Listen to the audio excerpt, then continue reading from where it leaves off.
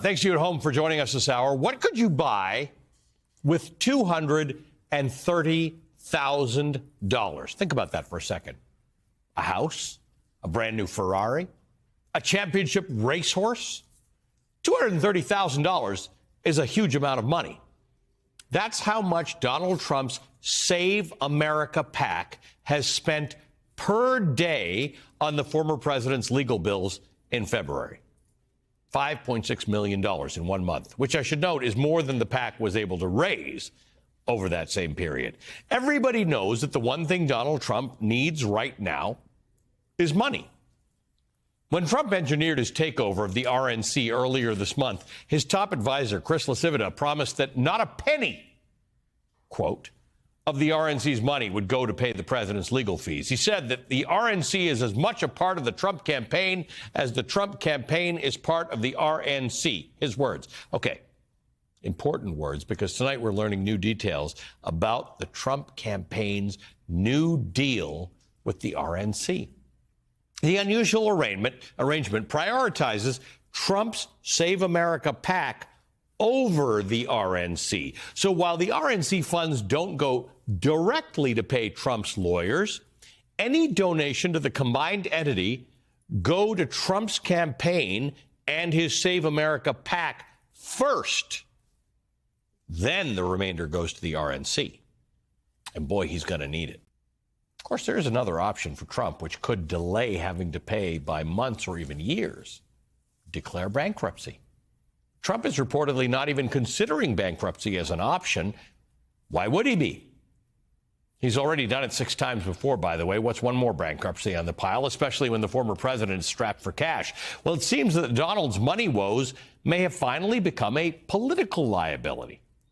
According to the Washington Post, Trump doesn't want to declare bankruptcy partially out of concern that it could damage his campaign to recapture the White House from President Biden in November, end quote. Trump is worried about the optics of bankruptcy because it cuts to the heart of his identity. The Donald built his brand on being rich, on living a lavish lifestyle that the rest of us wish we could live. He started a TV show where his theme song was money.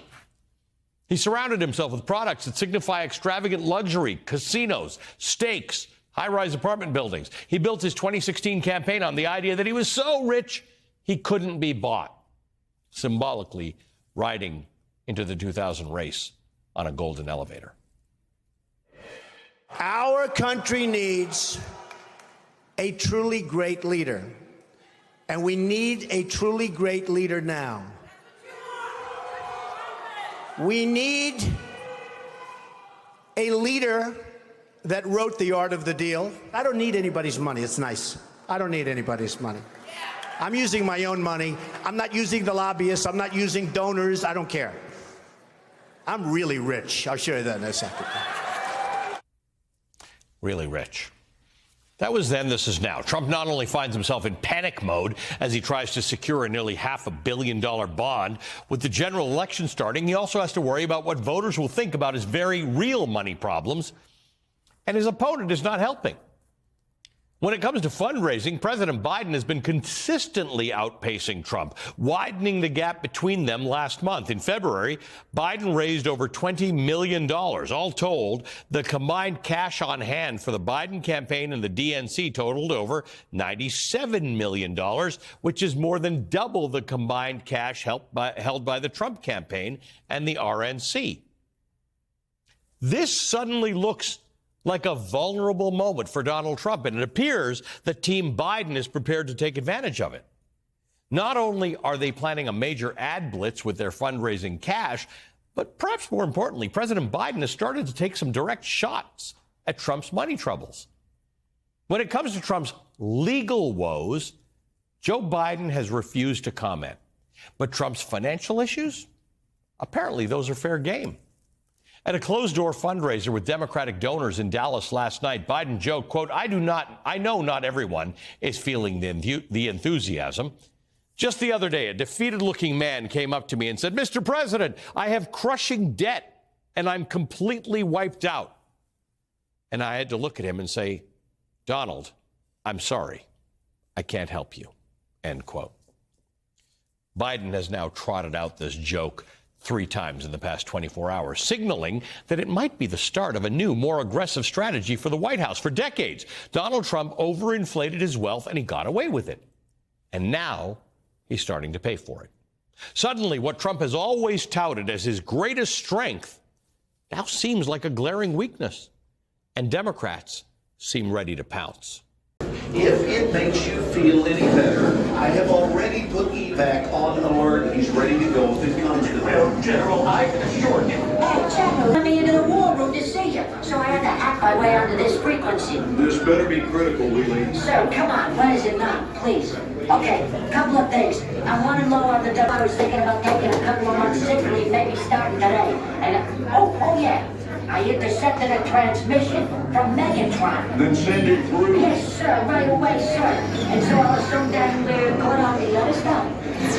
This is your last warning, insects. Relinquish what remains of the Allspark. So who's the insect? You? What? Who's the insect? Protect you.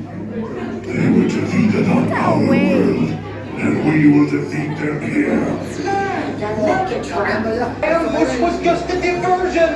Security teams bring up.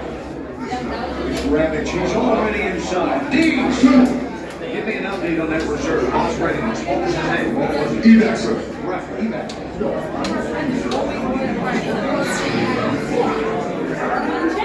She's right in front.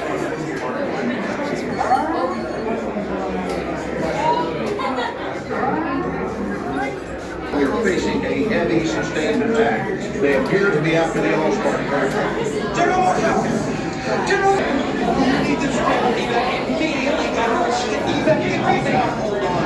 National security advisor! Stand down! Check it out! There is a celebration!